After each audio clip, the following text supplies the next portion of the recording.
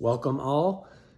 Finally, the break week is over for One Piece. So here we are back today with chapter 1156 titled Idols, which is a very apt description because this chapter is jam-packed with so many characters, recurring and a couple new ones, and a lot of them that just have, significant weight in the story, and even just other smaller characters that have been mentioned that we just haven't really seen show up in this chapter as well. So without further ado, let's just jump into this one. So it opens with the Kuja pirates. We see kind of just this port town, and all the men there are just starstruck, hearts in their eyes, and all the women are like, what do we even have you guys here for? You didn't do anything. So we obviously already know what the implications of that is, because then we come to see the pirate ship of the Kuja pirates, which seems to be they've had just the same pirate ship for most likely their whole pirating career, because this is multiple generations back from our current timeline with Boa being the Empress, and it's still the same ship. So it makes me wonder also about those snakes, the snakes pulling it. Are they the same exact snakes, or did they like breed them somehow on Amazon Lily? Because we see like all the smaller ones are used for staffs, bows, and all that stuff on the island. So maybe the larger ones also have like an ecosystem and they just swap out, once the ones get older, or are the big snakes, just like very long lived? Regardless, that doesn't really matter too much. But we get to see Gloriosa, the current Empress at this time of Amazon Lily, and the captain of the Kuja pirates. Obviously, we've met Gloriosa before, all the way back on Amazon Lily.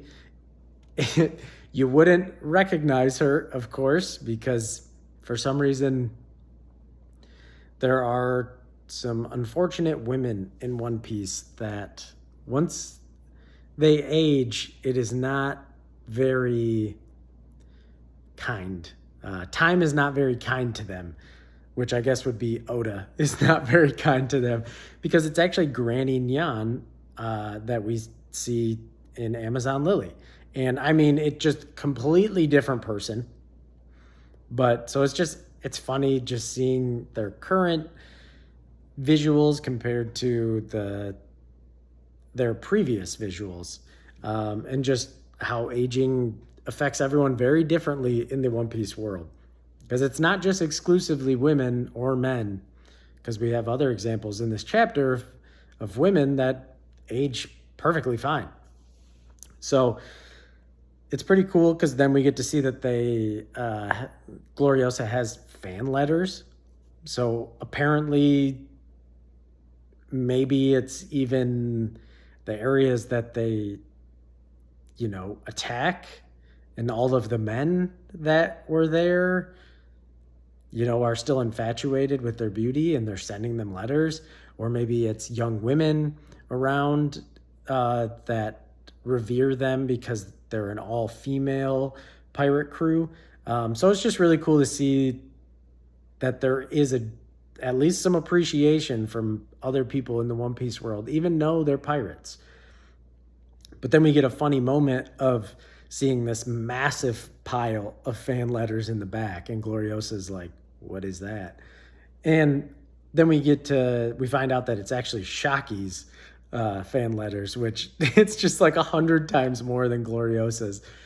And we get to meet a new character called Tritoma, and we find out just from like the little narrator's box that she's actually going to be a future Empress of Amazon Lily. So this would kind of lead me to believe that, because not to skip ahead, but we find out that Shaki eventually becomes Empress of Amazon Lily, which we have all kind of like theorized and thought about. So this would kind of lead me to believe that it went Gloriosa, Shaki, then this new character, Tritoma, then to Boa. So it's just kind of cool to see the connection and the lineage go down, and where it connects to our current day. And then we get the Roger pirates showing up, which honestly I was not expecting at this time, but they just show up, and Roger very audaciously, no shame whatsoever, is just like, hey, hand over Shaki. Like, just hand her over. And it's just an absurd request regardless, because they're not going to do that. They're not going to do that. They already view men in a certain light compared to women, and it's their first mate of their pirate crew. It's a ridiculous request. And sure enough, Shaki comes out and basically just dismantles the entire Roger pirates. Gabon, and then even Roger himself. Now, obviously, he even says himself he just likes Shaki too much, and he couldn't even really put up a fight, because we see that panel of him with his sword, and he wasn't going to do anything.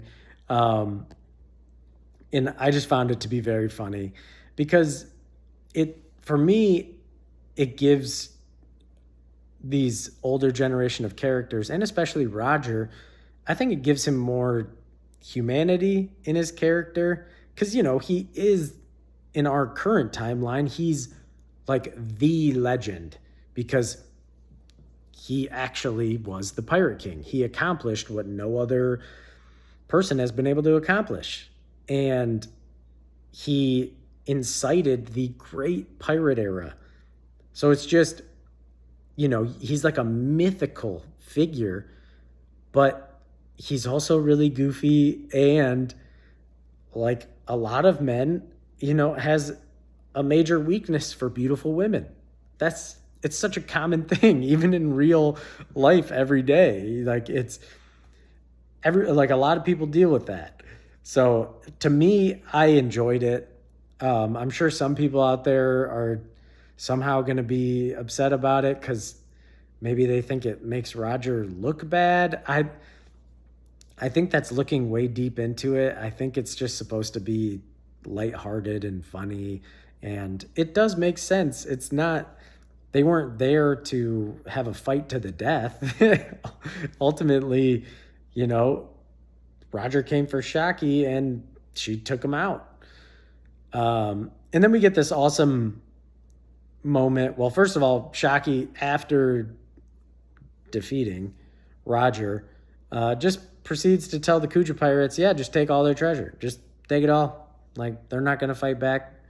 So it's just, I also enjoy the fact that it's not, when it comes to the Kuja pirates, it's not just Boa, and because of her devil fruit, that men are afflicted by them.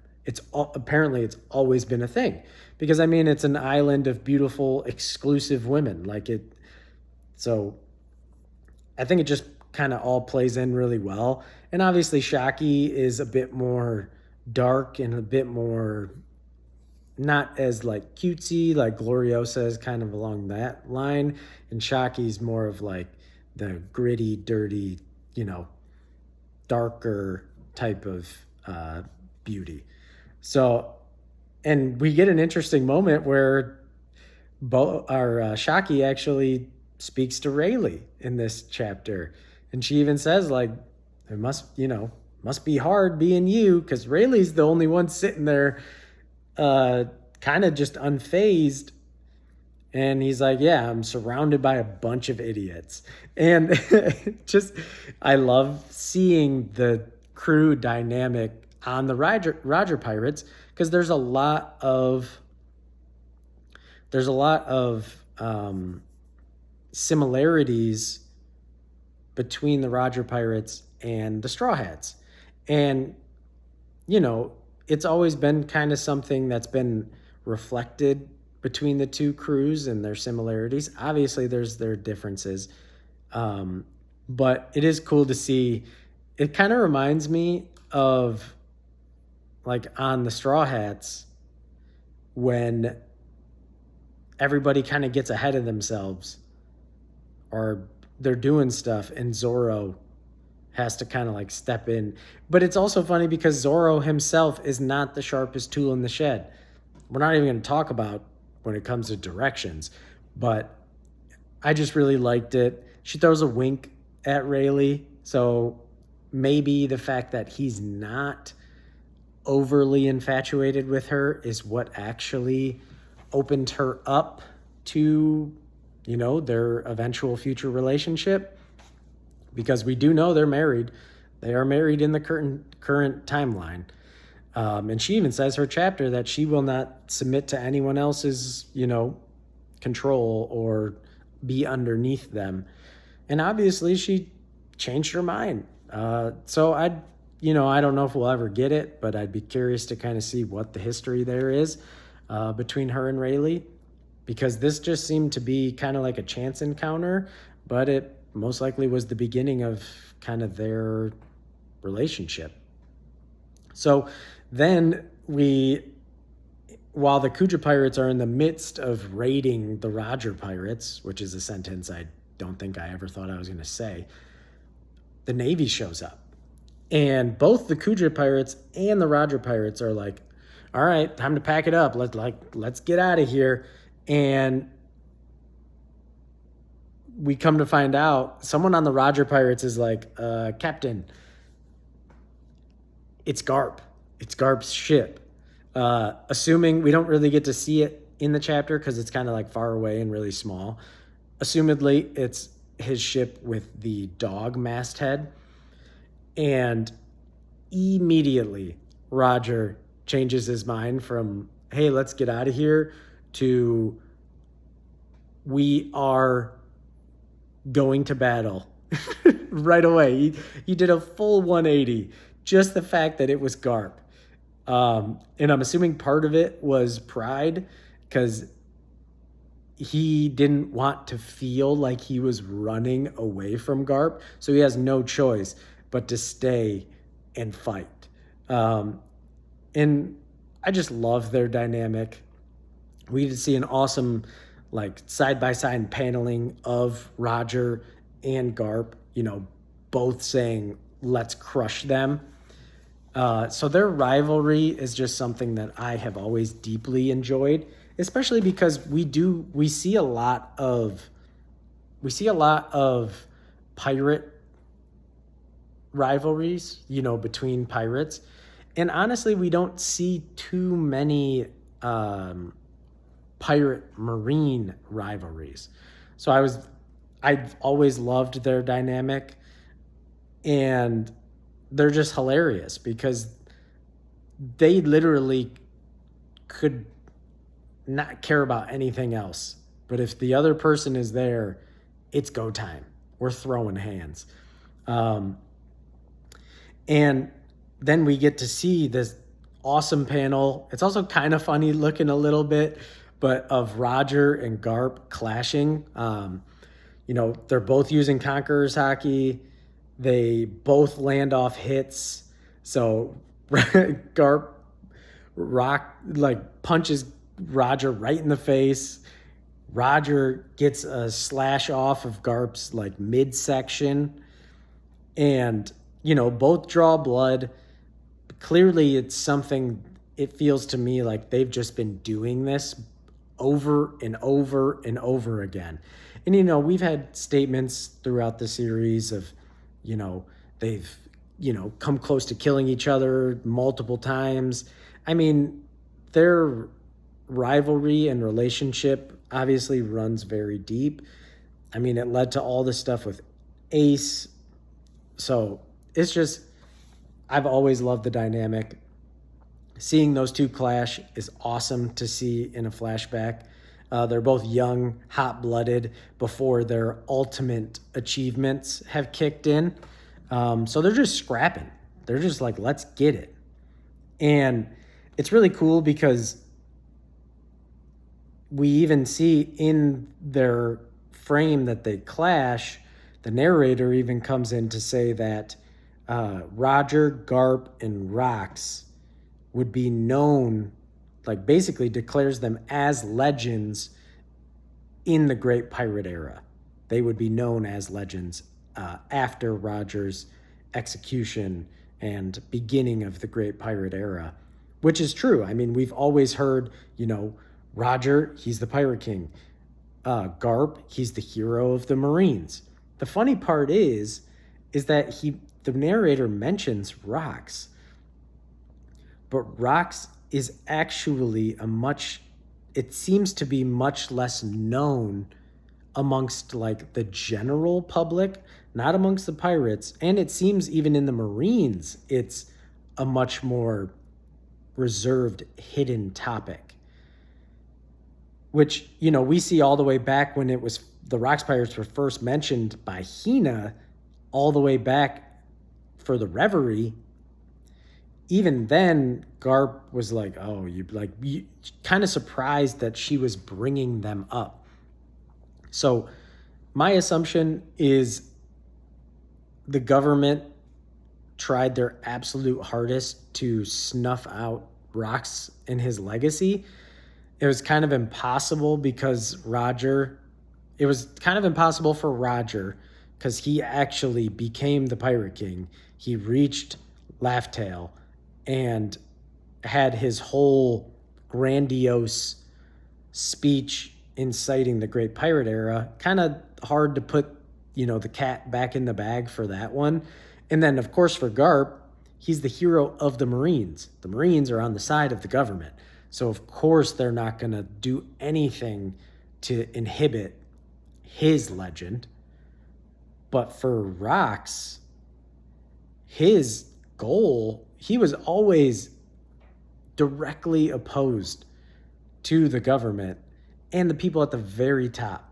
So his ultimate plan that we're starting to get more and more pieces of ultimately is leading towards the destruction of the Holy Land, it seems, and to be the king of the world himself. So I think once he was eventually defeated on God Valley, at least as far as we know, that from that point, I mean, they said God Valley doesn't even show up on any maps anymore. So either it was destroyed or it's just restricted, quarantined, basically just wiped off from history, kind of similar to the Void Century. So it seems like they've done a massive PR push against Rox, which is just very interesting. And it's like the narrator doesn't mention Whitebeard in this panel either, which I know, right? Whitebeard, at least during this time, he is a subordinate. It's with asterisks there, quotes, because we already know that Whitebeard ultimately is doing most of his pirate activity just to send funds back to Sphinx Island, where he was born, to, keep everybody going there. And we know even after the situation with Rox and he forms his own pirate crew, his ambitions it was never for the One Piece. It was never for world domination. It was to literally build his own family, which is like super wholesome and sweet. Clearly he's still a pirate and he's obviously known for devastating things. And he was known for his strength, which is still absolutely absurd in his prime, up there with Roger, Garp, and Rox. But it's just interesting because it kind of differentiates, or at least is saying it. But it's like the narrator's, I don't know, is it directly Oda's words? I'm not sure. I don't think people need to look into it too much. At least for me, when it comes to the older generation, it's always been very clear to me that it's Roger Rox, Garp, Whitebeard. That's the top 4 right there. At least for me. That's just, I feel like from a narrative perspective and everything we've seen, that just seems to be the case for me.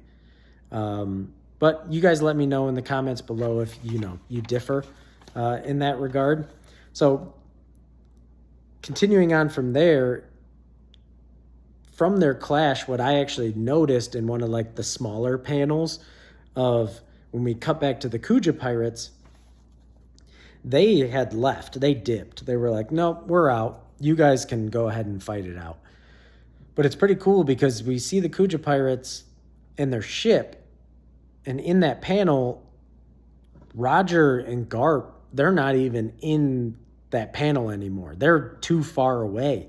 And yet in that panel, we see the like streaks of the hockey flying across the sky. So it's just really cool because because we only saw a very, very small clash between them, where it's like it was focused just on the impact on each other. It didn't show the, shockwaves outside of them. It's cool to see that it's clearly to a large enough scale because the hockey is even leaking all the way out to where the Kuja pirates are. And you can't even see Garp and Roger anymore. So that's just a little thing that I noticed in one of the panels. I feel like maybe some people might overlook.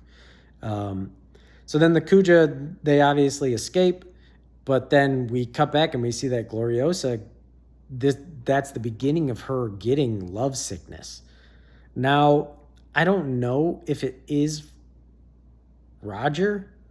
I mean, she goes on the ship and is basically like, Roger, don't you know that I'm the one who likes you, not Shocky? And he's like, Gloriosa, get out of the way. Like, I'm trying to get Shocky, which is kind of devastating.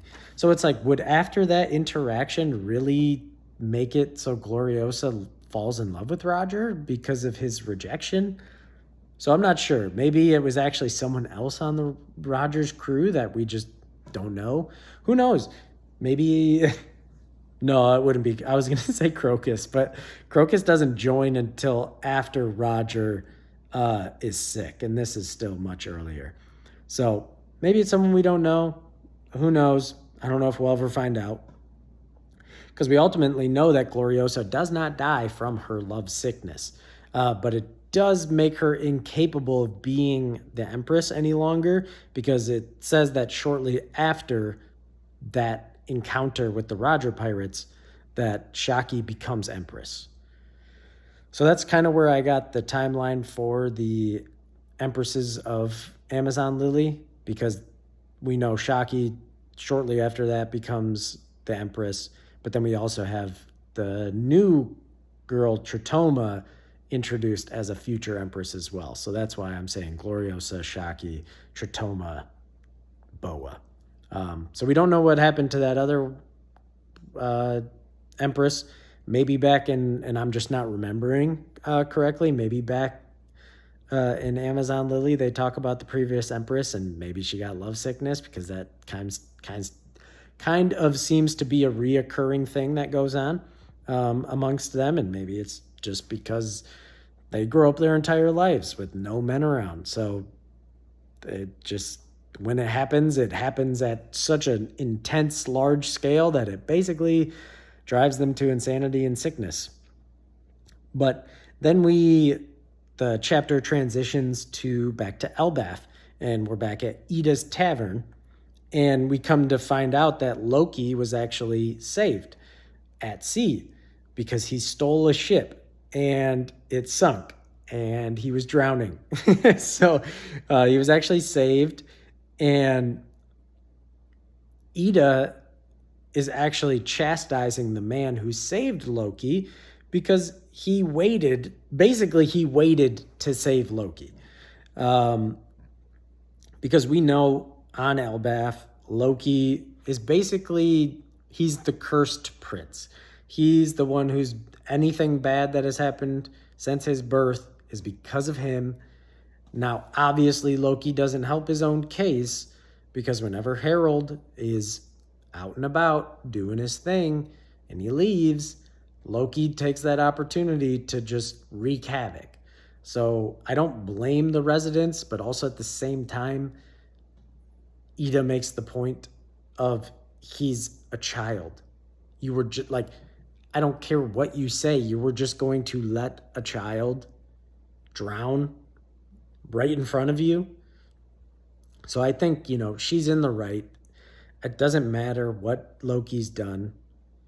If any of the residents of Elbaf actually knew what happened to Loki from birth, I think their perception of him would be significantly different. But of course, they don't. So they're only judging him based off of his actions that he's been doing so far, which, haven't been great at all. But even Loki is, he's ungrateful. He's like, I didn't ask you to save me. And I mean, we saw him even a couple chapters ago. He jumped off the Sun Realm down to the underworld in hopes of potentially not living anymore. So Loki is clearly very reckless. He doesn't want to be on Elbaf anymore. But it's really sweet because Ida even offers Loki to stay with her and his brother, stay with Hyrudin. And Loki, of course, rejects because he deeply believes that anybody that would even offer or do anything nice for him is because they have ulterior motives. Because we even saw that when Harold returned, last chapter, when Harold returned, because Loki was injured, even Loki didn't believe it. Loki was like, nah, it's just a coincidence. There's no way that my dad came back because I was injured. That's ridiculous. It was just a coincidence. So now even when Ida offers to basically foster him, he's like, you don't mean it. You're just doing it because I'm a prince and you want to end up in the castle because you're a gold digger. Which is just absurd because we actually, Ida is just a phenomenal woman. She is a phenomenal woman. And we already knew she was back during Harold's flashback. She's one of the key factors that changed him from the ruffian that he was to the compassionate, forward-thinking king that he is today. But Loki just remains unconvinced. He doesn't trust anybody. He's way past that point. And he declares that he wants to be free. He will be free like Rox. He views Rox as basically the freest person, and he wants to do the same. So then we find out that Rox has been returning multiple times to Elbaf to try to recruit Harold. And every single time, Loki tries to join his crew. And we even saw in that flashback from a while ago with the silhouettes that Rox basically not only shoots him down, but also basically beats him into submission, saying like, hey, I'm not taking any brats with me, knowing that this is well above your skis, kid. And clearly you're not getting it by me just denying you. So it's not the right way to do it, but it's Rox, so he does it. And then from Elbaf, now we cut to the Pirate Island. So it's very interesting because we come to see the Pirate Island, and the shape of the island, like the actual head portion, it's not a head anymore. It originally looked like a fish because even the people on there, someone had showed up and was like, hey, where's the Rox Pirates? I want to join them. They're like, you're crazy, dude. You're not even going to get there. Apparently, as you go deeper into the Pirate Island, into Hachinosu, the level of criminals basically gets worse and worse and worse, which is kind of like an interesting Impel Down situation where the outer rings kind of like at the top of Impel Down, and when you got lower, the criminals got worse. This one's from the outside of the island into the center gets worse. So it's just cool to see kind of like what it's turned to after Rox has come in and, taken control of the island. And so it's just cool. It's interesting that it does look like a fish. It's like half, like if you're looking at it, a fish from the side is what it looks like. And then we get an introduction to Kyo the Wicked, which eventually becomes Silver Axe. We can see on his back, he seems to be wielding a giant axe. We didn't actually get to see it in this chapter, like in its full glory.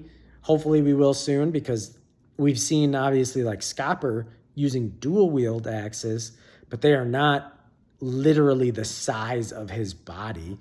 And this dude is pretty big because he just like palms this other guy by the head, and his hand is basically the size of the guy's entire upper body. But we also find a little tidbit of information here is that Kyo, or Silver Axe, is actually the rival of Shiki, which is funny because then it's keeping kind of the similar motif, because we have like Gold Roger, Silver's Rayleigh, but then now we have Shiki, who becomes the Golden Lion, and then you have his rival, who is Silver Axe. So I'm curious, one, is it because maybe their clothing kind of seems similarly styled, so maybe they're originally from the same place, and maybe they've been competing against each other for a long time? Maybe once Shiki actually becomes a pirate, maybe Silver Axe joins him as his first mate. I don't know. Maybe we'll get to see. But he does look very cool. I like his design a lot.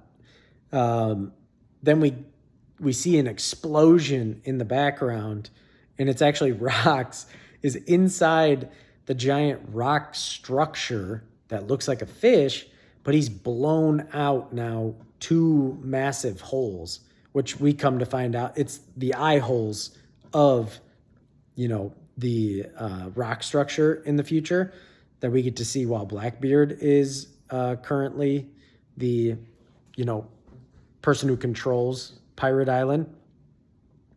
And it's just a really cool panel of Rox, because it's just, he's a very free spirit. He's like, that view is like much better.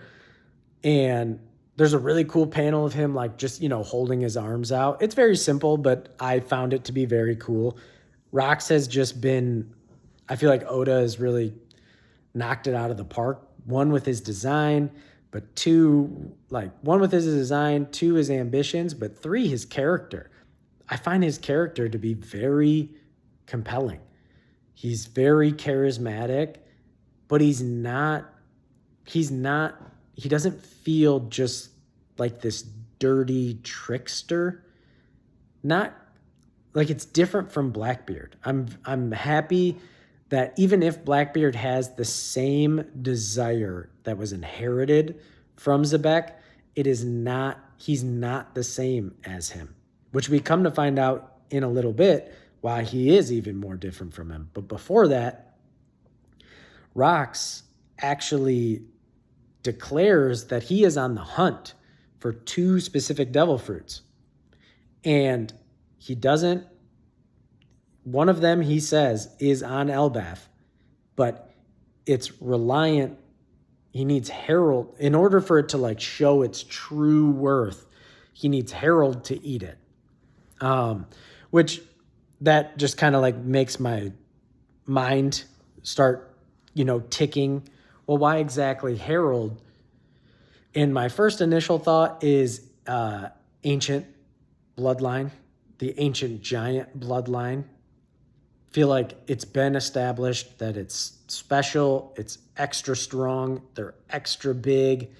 It ties back into the mural that we see, and there's an ancient giant. We see the horns. Honestly, it looks very, very similar to Loki. And so my thought is that it has to do with the ancient giant bloodline, but maybe even on top of it, it needs to be royal blood, the royal blood of Elbaf, because it just seems, not only is Harold an ancient giant, but he's also royalty. So maybe somehow that plays a part into it. It's very curious because my thought is then, okay, well, this is definitely the devil fruit that Loki ended up eating, which is the legendary devil fruit of Elbath. And Loki himself is an ancient giant and royal blood. So he fulfills, at least if those are the conditions, he fulfills those conditions of utilizing that devil fruit's powers to its fullest. And so that just makes Loki's future importance skyrocket, because we even find out that Rox talks about the giants in Elbath being, well, I won't jump to that yet. Sorry. I won't jump to that yet. We're going to go in order of events here. But so we talk about the one devil fruit, but he doesn't talk about the second devil fruit yet. So, of course, there's probably tons of theories already out there. Maybe it's the Yami Yami no Mi. Maybe it's, the Luffy's devil fruit, the Hito Hito no Mi, model Nika, Sun God Nika. Maybe it's some other devil fruit that we have no idea what it is. Or maybe it's the Opi Opi no Mi. Who knows? People are going to probably come up with a bunch of different theories. I'm here for all of them. I just think it was interesting that Oda gave us the one, which we don't know what the devil fruit is yet, but we know it was on Elbath, and it's almost most certainly the one Loki has eaten. So we are, hopefully when we come back to the current timeline, we can actually witness what that devil fruit is. For some reason, Loki thinks himself to be the sun god, and in his rendition of the sun god, it seems to be a destroyer. So maybe it's another one of the god fruits that was mentioned all the way back on Skypiea. Maybe it's the giant snake that is mentioned, like that we see also in the mural, but it's also kind of talked about in the tale in the mural. And it ties into just Norse mythology, which Elbath clearly is very heavily inspired by Norse mythology, and Jormungandr, the world-eating snake. Possibly that's the line of it. I don't know. We will come to see. I don't usually typically go super deep into theory crafting because I myself don't consider myself to be like the end-all be-all or the best at it. So I just kind of throw out some ideas. I usually don't try to get too attached to them either because I don't want my expectations to, lead to my disappointment if it doesn't do it, if Oda doesn't do exactly what I was thinking he would do. Ultimately, I want to be surprised and I want to enjoy it. So I just throw a couple ideas out there. Let me know down below what kind of your ideas would be around either Loki's devil fruit or maybe what that second devil fruit could be. Because I just want to connect with, anybody out there who loves One Piece and is just interested in, talking about the series and what they're thinking about it. And maybe not just, super focused on agenda. It's a really big thing nowadays, especially just in the anime and manga community in general, but especially in One Piece, everyone calls it agenda piece. And as time has gone on, I've just kind of began to reduce the amount of agendas that I kind of push or at least feel like heavily tied to, because I just noticed it diminished my experience of the story, and it made me a little bit more of a combative person when I was connecting with others. And ultimately, I'm at the point of my life where I don't want to do that anymore. So I just want to enjoy. I want to be curious about future potential. I want to be curious about other people's perception of the story. And, there's just so many great people in the community that have so many great thoughts that I don't want to kill the opportunity for me to come across those by being, focused on agenda. So sorry for my little spiel there, but this gets us going on to the introduction of Captain John, which obviously we know we saw back in Thriller Bark. We saw his corpse back in Thriller Bark as one of the general zombies. And it's also the pirate that Buggy was searching for his treasure. So we at least know that Captain John, during his career, amassed probably a very large treasure. And he even speaks specifically this chapter about making sure they cash in like as a group before they eventually implode and all go their separate ways. So he had some pretty good foresight. He knew what he was getting into. But he brings up the fact that he talks about the Galera giants, the hammer wielding shipwright giants that set off from Elbath a long time ago. And he talks about them apparently being integral to this plan of bringing down the Holy Land. So it's very interesting. Somehow they found out about this information and they know it to be pivotal. So obviously for our current timeline, this is going to come back around. I believe we've actually, then we get to see Big Mom, and she even, our pirate Charlotte Linlin, she's not Big Mom at the time. She even says that she's been scouring her information network, which we know all the way back in Whole Cake, or even just Big Mom's introduction, we've known that her intelligence gathering ability apparently is just like top notch. Like Big Mom's got exceedingly good information and she can get it from all over the world. And even she says she's like, nothing has come up for a frozen giant army. So that just means it is very, very scarce, very unknown to even her connections. So this is a very difficult thing to come across. And it's interesting because then we get to see Whitebeard. He brings up the fact that even if they were to find them, which they can't as of right now, even if they were to, what use are they? Because it's been so long, and if they've been frozen that whole time, clearly they are no longer alive. So what's the point? Because then we see Streusen, which we saw all the way back in Big Mom's flashback when she was a child. She's like he's her partner in crime. We get to see him during Whole Cake. He's like the head chef or whatever. He makes, the giant wedding cake. And he even says, even if we did find them, they're useless to you because they're not going to be alive. And it's funny because Rox has a rebuttal and it's like, don't be a downer. Like, we're talking about dreams.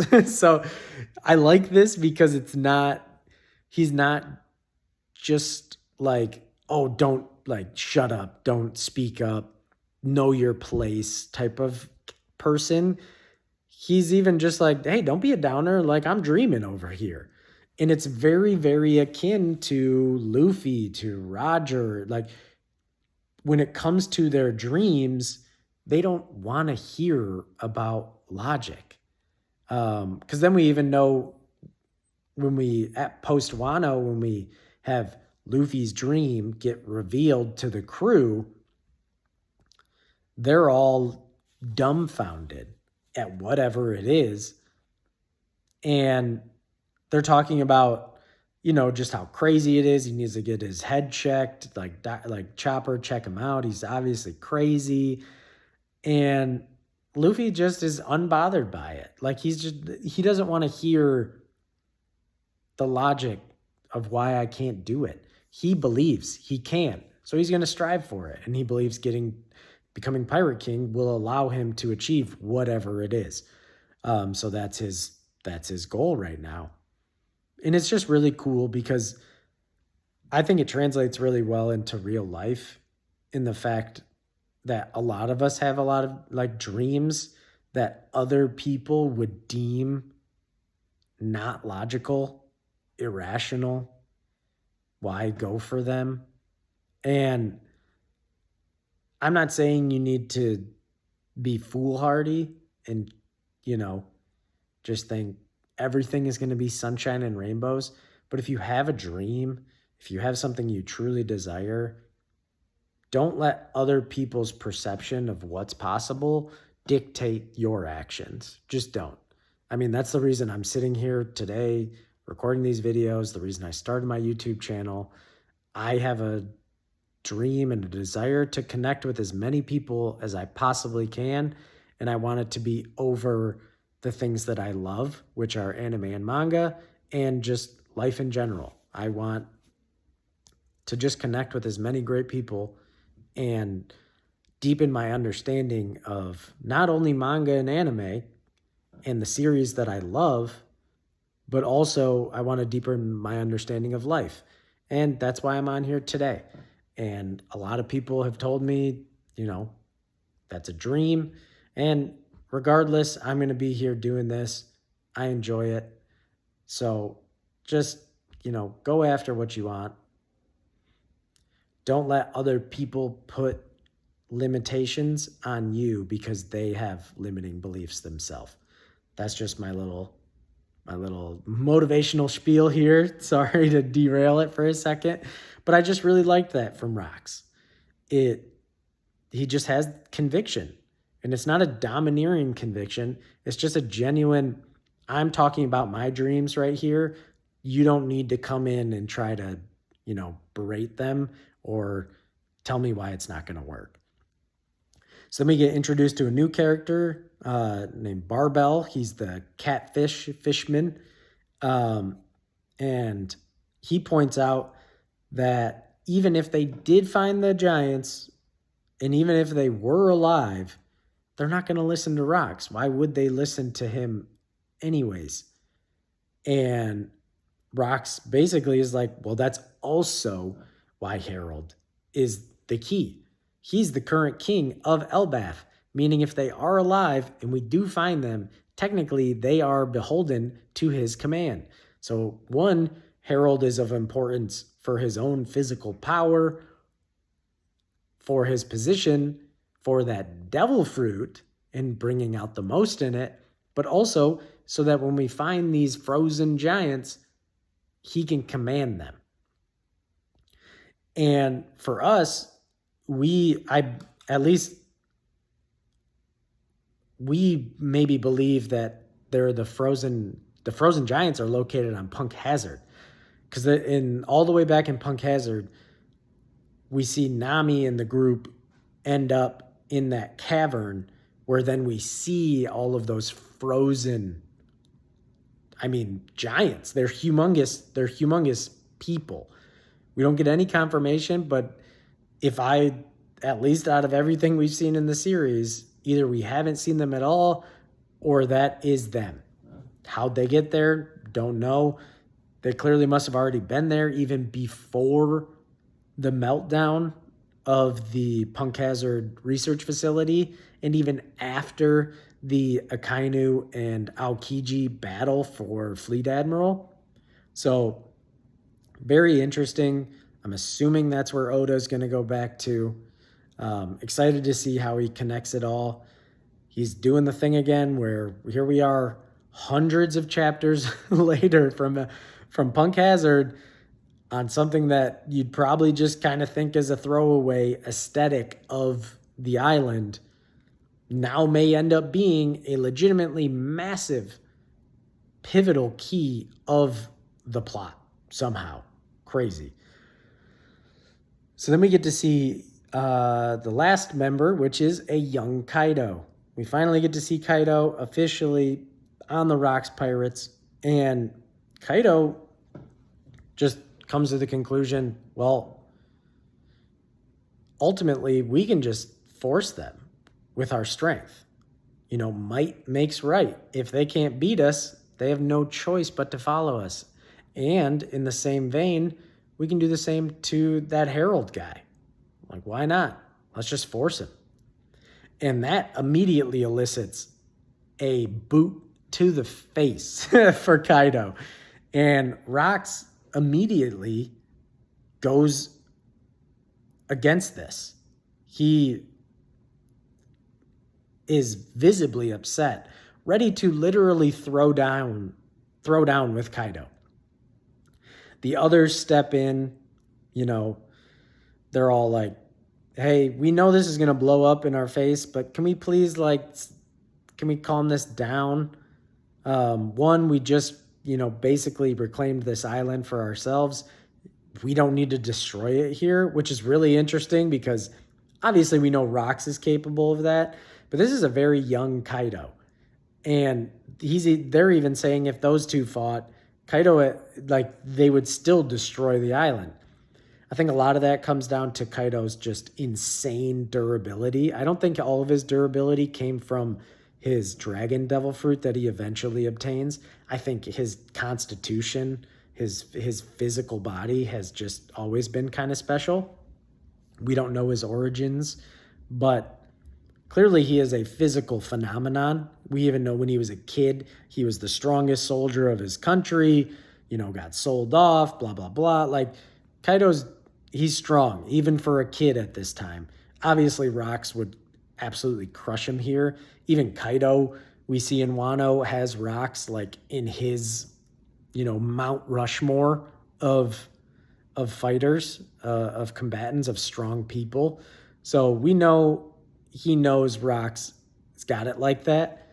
But Rox actually calls Harold his good pal.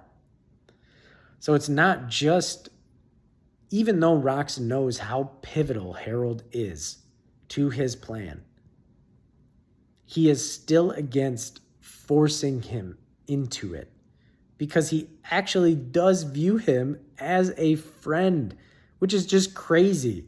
That's just another thing about Rox that I do really, really like. He's not like Blackbeard, where Blackbeard openly states, all of his crew, we are not friends. We are in a situation where we have a common goal, where it is everyone is in it for themselves, and as long as we remain together, we will all achieve what we want.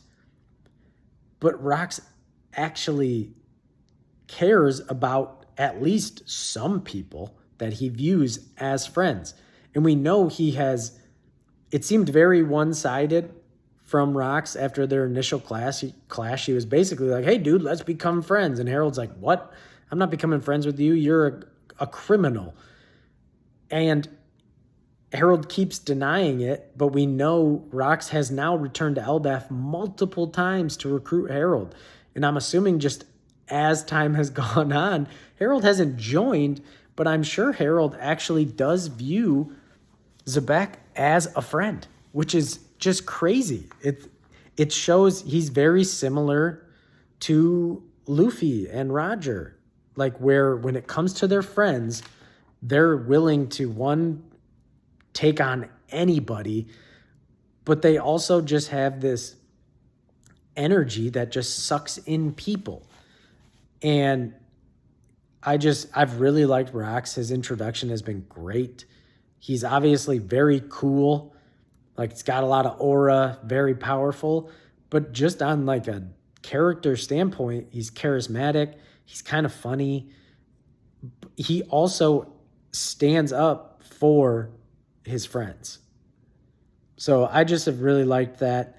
And then we get to end out the chapter, we get this epic double page spread of the Rox Pirates, the official Rox Pirates. Obviously, we know Silver Axe joins, and he's there to join, so he wasn't in that panel. So probably literally shortly after what we see, he probably joins. But for all intents and purposes, this is the Rox Pirates. It's the squad. And just such a crazy, crazy spread. The characters that are in there just go on to have massive impact on the story as a whole. And Rox talks about how Elbaf is the key to bringing down the Holy Land. And he declares that those who are willing to stay with him and stand with him on the day of destiny will be taken to the world's summit. incredible little speech there. Like I said, his charisma is infatuating. It draws you in. But also his choice of words is very interesting here, because he says that if they'll stand with him on the day of destiny. Is that just the day that he is choosing to enact his plans? Or is there a legitimate date that has some significance to this whole thing, to literally maybe the whole world of One Piece? I don't know, but I'm excited to see where Oda keeps taking us on this journey. You know, we're in kind of flashback inception right now, where it was like flashback to Harold, or flashback from Loki to the day Harold died, which then led to flashback to Harold's, younger days, which led to back into Loki's flashback, which led into Rock's flashback. So we're just like in flashback inception.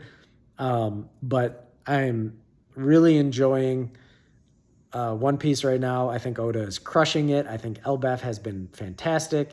And I think we're just getting bigger and bigger pieces of the puzzle that's bringing this whole picture together. And I'm glad that I get to experience with everybody else. And, below, let me know what you guys think about the chapter, where we currently are in Elbaf, maybe how long you think we're going to be still in this flashback. And, just let me know down below. I'm excited to talk with any of you, connect with any of you. And if you've enjoyed the video, please feel free to go ahead and subscribe and like, but, no pressure at all. I want to make sure that I'm doing a good job and bringing value. That's all I'm trying to do. So if you did get any, then feel free to subscribe. But if not, I'll keep doing my best to try to improve what I'm doing.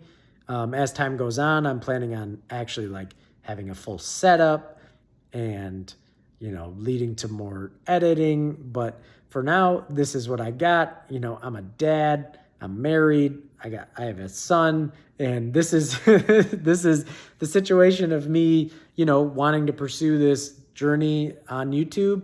And I'm just going to do what I can right now. And I hope at least some people out there enjoy it, because I'm absolutely loving making these videos. So anywho, thank you for joining me today, and I will catch you guys in the next one. Peace.